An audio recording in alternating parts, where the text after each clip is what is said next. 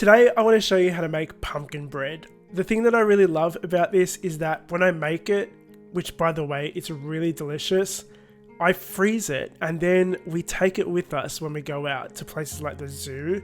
Instead of buying something and lining up to buy something at the zoo, it's already there for us, it's delicious, and we get to enjoy our day. You can enjoy this with a coffee, you can enjoy it anywhere, anytime, with anything. It's really moist, packed full of chocolate chips, pumpkin spices, and I'm going to show you how to make it right now.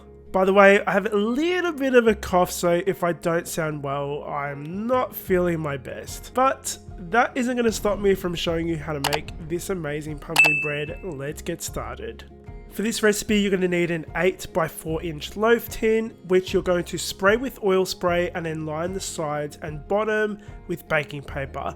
I'm using little clips to help keep the baking paper in place as this bakes in the oven. In a bowl, you're going to add the flour, allspice, nutmeg, cloves, cinnamon, salt, and bicarb soda, and use a whisk to mix together. Take 1 tablespoon of those dry ingredients and add it into a small bowl with the chocolate chips.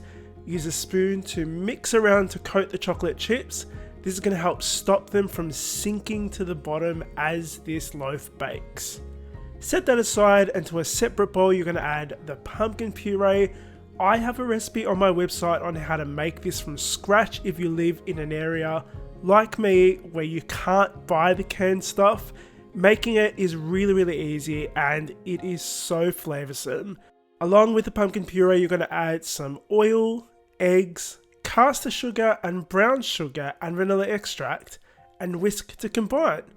Something super interesting I found by watching one of Preppy Kitchen's videos is that I didn't actually know that sugar is a wet ingredient, which is why you always see it in with the wet ingredients in a recipe.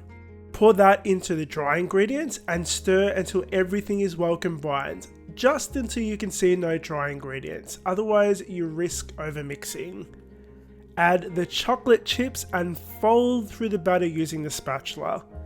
Pour this into the prepared baking tin and add an extra sprinkling of chocolate chips on top.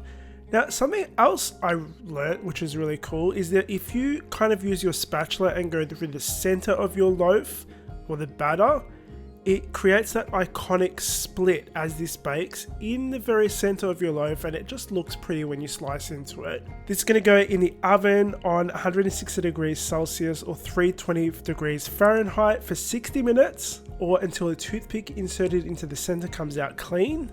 Then you're going to let this cool in the tin for 10 minutes, transfer it to a cooling rack, allow it to cool completely to room temperature. You can serve this warm, slice it and serve. I actually freeze this when I make it and we take it to the zoo with us. So it's kind of like a really great outdoor treat. You're going to find the recipe for this on my website, thescranline.com. Link for that is in the box below. Thank you so much for watching. I can't believe I only coughed once, which I cut out by the way. I hope you guys are feeling much better than I am. I'll see you all on the next episode of The Scran Line. Bye!